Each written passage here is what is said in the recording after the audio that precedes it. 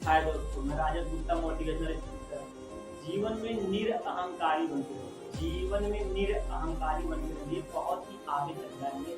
निरअहंकारी बनते रहिए। तो दोस्तों, मैं बता दूं कि आप हनुमान जी को जानते ही होंगे। जब सीता जी का खोज करने जाना था तो हनुमान जी को चुना गया। हनुमान जी को रामायण में चुना गया कि सीता जी का पता लगाने जाएंगे। तो जानो तो हनुमान जी थोड़ा सा परेशान हुए, लेकिन क्योंकि उन्हें अपनी शक्तियों का पता नहीं था कि हमारे अंदर इतनी शक्तियां हैं। तो जामवंत जी ने उनको अपनी शक्तियों का याद दिलाया, और याद दिलाने के बाद तब उनको भेजा गया। तो ठीक है, उसी प्रकार से ही है, क्योंकि हनुमान जी को जो है बचपन में मतंग ऋषि के द्वारा श्राप दिया गया था कि तुम्हारे अंदर शक्तियाँ तो होंगी, लेकिन तुम उन शक्तियों का प्रयोग नहीं कर पाओगे, यूज नहीं कर पाओगे इन शक्तियों का। तो ठीक, तो हमारे जो पूर्वज हैं, वो हमारे पूर्वज हैं बंदर यानी हनुमान जी। तो हनुमान जी को जो श्राप दिया गया था, यानी हमें भी दिया गया था। हम लोग जो आज तैयार हैं, अपने पूर्वज की देन से ही आज तैयार हैं। जो आज हम लोग की बनावट है, आकार है, हमारे पूर्वज के द्वारा ही बनावट आकार हमारी आई है। तो हम वो शराब से ग्रसित हम लोग भी आज हैं। लेकिन हमें क्या है कि हमें शक्तियों को याद दिलाने वाला कोई चाहिए, तब हम अपनी शक्तियों का प्रयोग कर सकते हैं। और हमें खुद एक्टिवेट होना चाहिए अपने प्रति, अपनी शक्तियों को लेकर, तो अपनी हम किसी भी काम में सफलतापूर्वक हम आगे बढ़ सकते हैं, कामयाब हो सकते हैं। तो बताया गया जब, तो हनुमान जी जब अपनी शक्तियों का पता लगा लिए, बता दिया गया उनकी शक्तियों का, हाँ तुम्हारे अंदर इतनी शक्ति है, तुम सब कुछ कर सकते हो। तो बताया जाता है कि जिस पर्वत पे उन्होंने पैर रख करके छलांग लगाया था, वो पर्वत पाताल में चला गया था। इतनी शक्तियाँ आ गई थी, इतनी शक्ति आ गई, तो वो पर्वत जो है पाताल में चला गया था। तो जब आगे बढ़े, रास्ते में दूसरा से मुलाकात हुई, तुरसा से। तो तुरसा ने बोली कि मैं तुम्हें खाऊंगी। तुरसा ने बोली मैं तुम्हें खाऊंगी। तभी मैं तो हनुमान जी बोले कि ऐसा है, मैं आता हूँ उधर से सीता माता से मिल के, उसके बाद आप खा लेना। तो बोली तुरसा नहीं, मैं खाऊंगी। तो बोले अब कुछ तो करना ही पड़ेगा। तो तुरसा ने अपना मुंह जो है, जितने बड़े हनुमान जी थे, हनुमान जी जितने बड़े थे, उसका जो है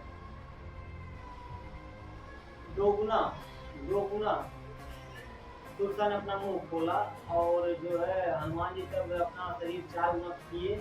और तुरसा ने जब 4 गुना मुंह खोला, तो हनुमान जी अपना शरीर 8 गुना किए। और जब तुरसा ने अपना मुंह 8 गुना किया, तो हनुमान जी अपना शरीर 16 गुना किए। इस प्रकार से चलता गया। तो लास्ट में जब बहुत ही लंबा हो गया उनका उसका मुंह तुरसा का, तो हनुमान जी अचानक अपनी आकार छोटे किए, अचानक अपनी आकार छोटे किए, धड़ाक से उसके मुंह में गए और लास्ट में बाहर आ गए और बोले कि ऐसा है, तुम्हारी भी हो गया, हमारी भी हो गया, अपना तुम्हारे मुंह में गया, मुंह से बाहर आ गया, अब मुझे जाने की आज्ञा दो।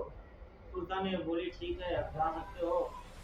तो हनुमान जी गए। तो बात यहाँ ये आती है कि जहाँ बुद्धि दिखाना था वहाँ बुद्धि दिखाए, और जहाँ बल दिखाना था वहाँ बल दिखाए। पहले तो बल दिखाए, तो बल से नहीं काम चला, तो लास्ट में बुद्धि से काम निकाले। तो कोई भी काम बल और बुद्धि से दोनों से होता है, केवल बल से ही कोई काम नहीं होता है, ये हमें ध्यान देना चाहिए। तो दोस्तों जब आगे गए, तो जब लंका में पहुंचे, तो देखते जो है कि रावण सीता को धमका रहा था, बोल रहा था, डांट रहा था। तो इन्होंने क्या किया, अपना आकार छोटा किया और पेड़ पर चढ़ गए, और पेड़ पर बैठ करके सारी बातें सुन रहे थे। और राम जी ने एक अंगूठी दिया था सीता जी को देने के लिए कि दे देना, अपना पहचान बताने के लिए।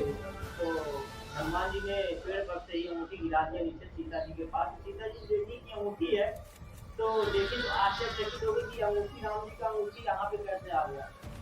तो जब रावण चला गया धमका करके, जो बोल के डांट के, तो हनुमान जी नीचे उतरे और बोले, माता माता को प्रणाम किए और बोले कि माता। तो सीता जी पूछी तुम कौन हो। तो हनुमान जी ने बताया कि मैं रामदूत हनुमान हूँ, मैं रामदूत हनुमान हूँ, और इससे ज्यादा परिचय मेरा कुछ भी नहीं है, मैं रामदूत हनुमान हूँ। और आज के लोग हैं, कहीं भेज दो तो क्या करते हैं कि रास्ते में थोड़ी सी भी अगर प्रॉब्लम आ गई, कठिनाइयाँ आ गई, थोड़ा मुसीबतों का सामना करना पड़ा, तो जहाँ जाना होता है वहाँ पहुँच के तो पहले मैं करेंगे कि मैंने कर दिया, मैं ना होता तो होता ही नहीं। मैं अगर करता नहीं तो कोई कर ही नहीं पाता। इस तरह से करते रहते हैं, चिल्लाते रहते हैं, हम करते रहते हैं। तो हम नहीं करना चाहिए। इतनी मुसीबतों से लड़ते हुए भी हनुमान जी गए, फिर भी रास्ते में सूझा ही नहीं। और भी मुसीबत आई थी, सूझा तो मैंने एक ही बताया। बाकी और भी मुसीबतों से वो लड़ते हुए आए थे सीता जी के लंका में, सीता जी के पास में। तो हम नहीं करना चाहिए। सीता जी ने बताया कि एक समय था कि एक कौवा था जो हमारे पैर में चोट मार के चला गया था, तो एक आँख का खाना बना दिए थे प्रभु श्री राम जी। और आज है कि महीनों से रावण ला के बैठाया हुआ है और कोई ले जाने वाला है ही नहीं। तो हनुमान जी बोले, माता आज्ञा दीजिए मैं भी ले जाऊं, लेकिन हमारे प्रभु श्री राम का आज्ञा नहीं है कि हम आपको ले जाएं, नहीं तो मैं भी लंका को ऐसी तहस नहस करके अभी ले जाऊं आपको। लेकिन हमारे प्रभु का आज्ञा अभी नहीं है, इसलिए मैं आपको नहीं ले जा सकता। यानी हनुमान जी निकले और मुसीबतों से सामना करते गए और लंका पहुंचे और वहाँ पे अपना नाम रामदूत बताया, रामदूत के नाम से परिचय अपना दिए सीता जी को। लेकिन कोई हम नहीं, कोई अहंकार नहीं। और जब अपना परिचय दे दिए तो बोले बगीचे में थे तो बोले कुछ खा लेते हैं। तो जब खाने गए तो खाया तो ठीक, पूरा पेड़ ही लगे उखाड़ने। अब जब पेड़ उखाड़ने लगे तो फिर लंका वासी जो लंका में राक्षसी थे, सब चीज धोने लगा। सब जब आते गए लपेटते गए, आते गए लपेटते गए, आते गए लपेटते गए। तो आदमी को चाहिए क्या, किसी को जब कुछ विरोधी कुछ होते हैं तो जब कुछ करना होता है तो उनको एक मौके की तलाश होती है, एक मौके की तलाश होती है। जैसे मौका मिला वैसे मारना पीटना काटना चालू, यही सिलसिला है। बस मौके की तलाश होनी चाहिए, मौका पे चौका दो।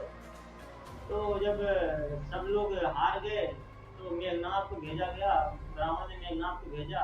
मेघनाथ आए और हनुमान जी को बंदी बना के ले गए, दरबार में पेशी किए। तो हनुमान जी बोले कि अभी भी, हम रावण से बोले अभी भी तुम्हारे पास समय है कि प्रभु श्री राम के चरणों में आ जाओ और प्रभु श्री राम आपको अपने चरणों में ले लेंगे।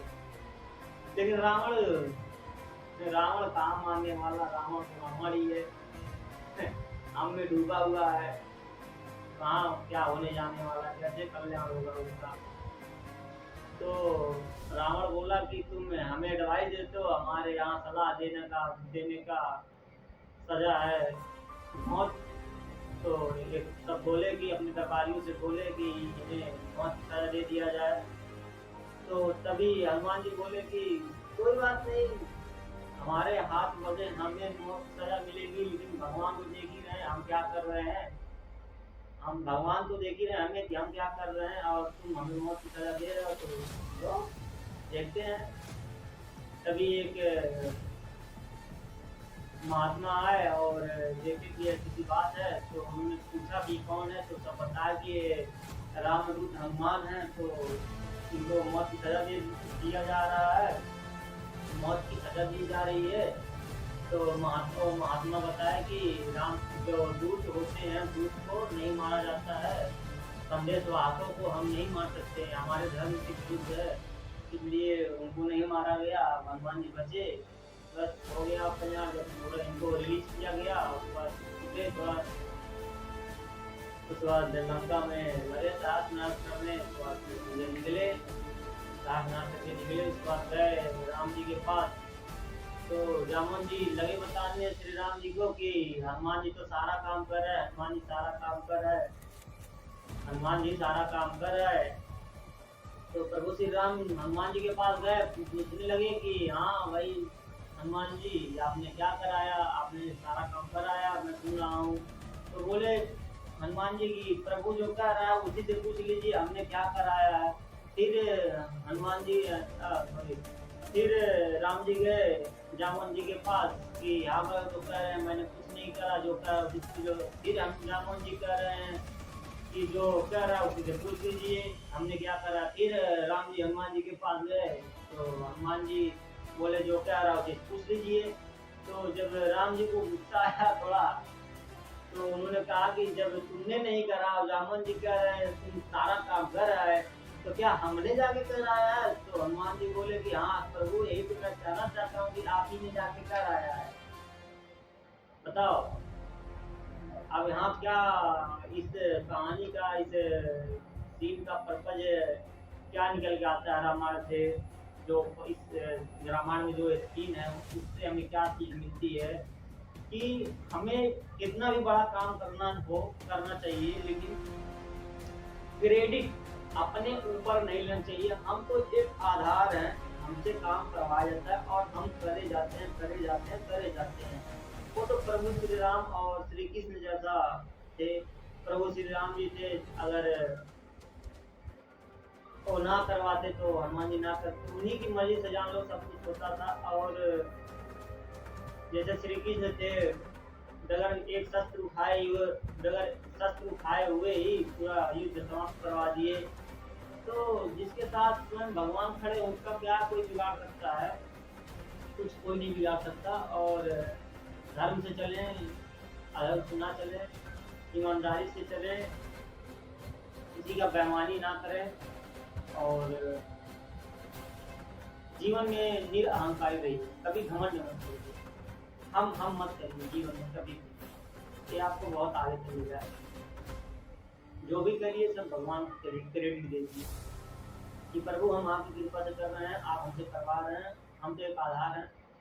बस भगवान को क्रेडिट दीजिए, क्रेडिट भगवान को, बहुत आगे जाएंगे।